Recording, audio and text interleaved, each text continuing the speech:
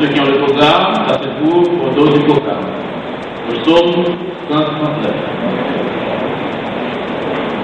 Éternel, on se met debout pour lire alternativement les versets du psaume 139.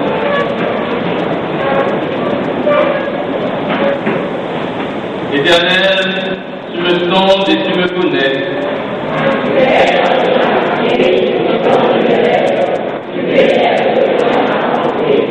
Tu sais quand je marche et quand je me couche, tu pénètres toutes mes voies.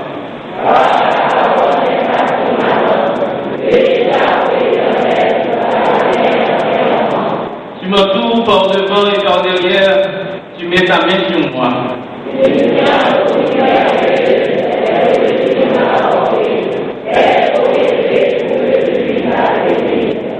Où irais-je loin de ton esprit, et où fuirais-je loin de ta face?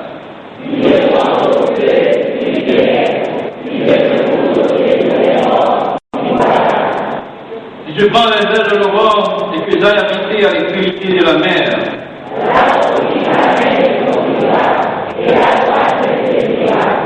si je vis, au moins les ténèbres me couvriront, la nuit devient lumière autour de moi.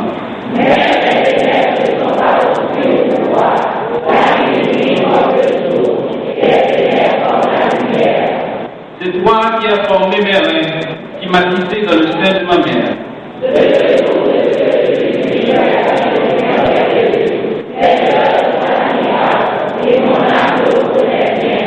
Mon corps n'était point caché devant toi, lorsque j'ai été fait dans le lieu secret, tissé dans les profondeurs de la terre.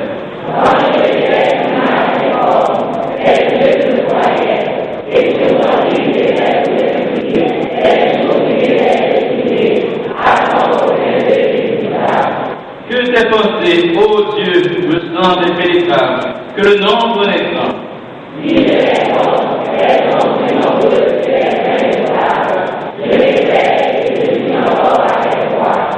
Ô Dieu, puisses-tu faire mourir le méchant, homme de sang, éloignez-vous de moi.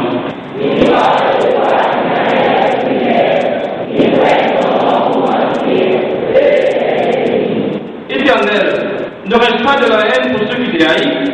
Tu dégoûtes pour ceux qui se lèvent contre toi?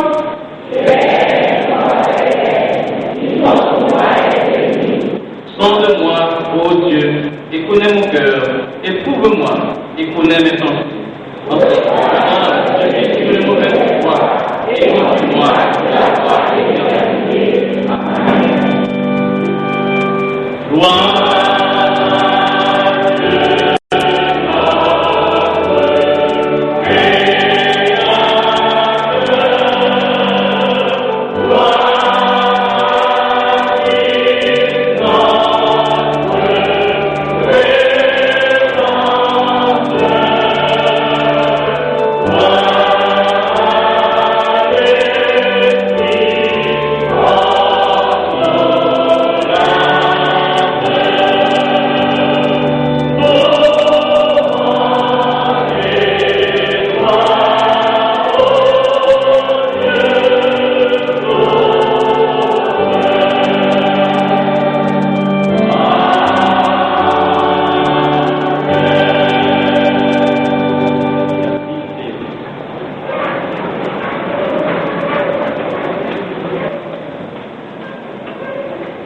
Nous saluons la chorale Abraham, la chorale des jeunes, dirigée par le maestro Maurice Loïs Abraham, et qui était chanté tout à l'heure la réponse à la prière, 30e, et qui convient pour exercer pour nous, exécuter pour nous un numéro spécial.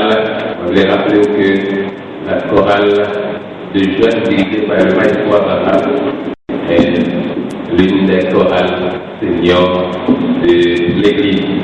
Et après ça, on va inviter le pasteur Karel Célestin pour qu'il soit capable de présenter les mots de bienvenue à chacun de vous qui présente.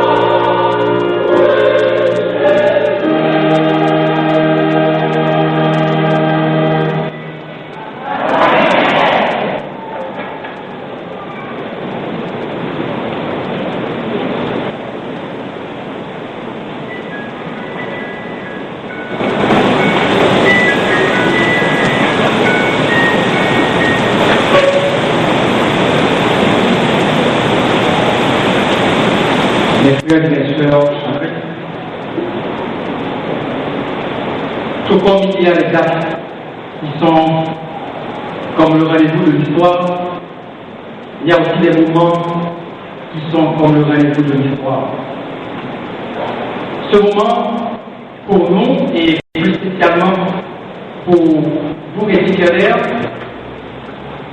restera indélébile dans le calendrier de votre existence. L'an dernier, quand Pasteur Mathieu partagea avec nous cette idée, nous tous, nous y sommes embarqués, car l'idée parut extraordinaire, et ainsi elle a fait son chemin. Je suis certain que depuis l'an dernier, vous tous, vous attendiez ce jour. Ce jour où vous alliez compter et entrer dans ce que les Américains appellent le Hall of Fame, de tous ceux qui ont atteint la majorité civile.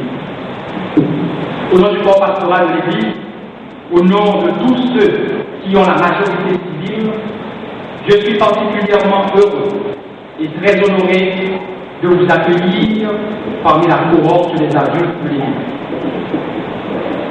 Mes frères et mes sœurs, fraîchement majeurs civilement, je dois vous dire qu'à cette majorité civile dont vous jouissez cette année, vient s'ajouter, ou encore devrait aussi s'ajouter, une autre majorité. Ce devrait être la majorité spirituelle. 6570 jours environ de cela, vous étiez tous dans les bras de maman et de papa. Vous étiez tous des bébés là. N'est-ce pas vrai? Et voilà qu'aujourd'hui, vous atteignez votre majorité civile. Mais ce que vous ne devez pas oublier, c'est que vu votre statut d'enfant de la promesse, vous devez aussi atteindre votre majorité spirituelle. Vous avez atteint votre majorité civile, certes, mais vous devez faire preuve de cette majorité. Vous devez prouver à ceux qui vous regardent, à ceux qui vous observent, que vous méritez cette majorité. Vous devez montrer à ceux qui aiment dire que la jeunesse n'est bonne à rien, qu'ils se trompent, et que comme David, comme Joseph, comme Marie et comme Josias, vous êtes capables d'accomplir de grandes choses. J'aimerais vous rappeler ce soir que Josias est devenu roi à 8 ans et Dieu l'avait utilisé pour apporter un grand réveil en Juda. À partir de ce 17 mars, vous me regardez, vous me suivez? À partir de ce 17 mars, vous allez prouver à tous que Dieu peut vous utiliser en tant que jeune à la majorité civile et spirituelle pour faire la différence, pour collaborer avec lui et pour changer notre église, pour changer notre communauté, pour changer même le monde. Cette cérémonie de cet après-midi vise à toucher deux objectifs. Le premier est celui de partager avec vous et vos parents la joie de vous éprouver. Car, comme en Amérique du Nord, celui qui atteint son 13e anniversaire se sent fier de devenir teenager. Vous autres ici, cet après-midi, vous avez atteint ou vous atteignez votre majorité. C'est vraiment un honneur pour vous, pour vos parents et pour toute l'église. Et le second objectif, c'est de vous rappeler votre rôle, qui est la relève au sein de